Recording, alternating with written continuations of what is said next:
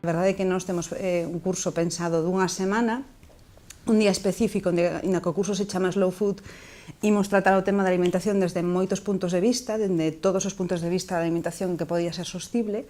Un día específico sí que vamos a traballar no concepto e na filosofía Slow Food, pero o resto dos días vamos tratar dende a comida certificada, soberanía alimentaria, a responsabilidade social corporativa asociada á alimentación, bueno, moitísimos puntos. O curso é aquí no Colexio Maior de Fonseca, vai ser a última semana de agosto, do 28 de agosto ao 1 de setembro, en horario de mañá.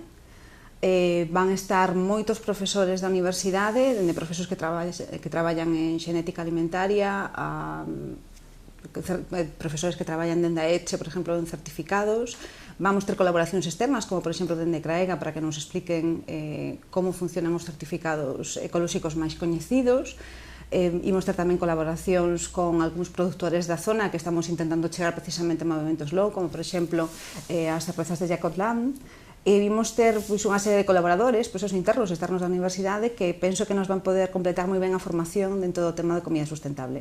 Imos traballar tamén con varios productores, vai a colaborar tamén Graxa Familiar precisamente para falar de todo o traballo que se fai, do tempo que se leva a traballar, dos produtores da relación.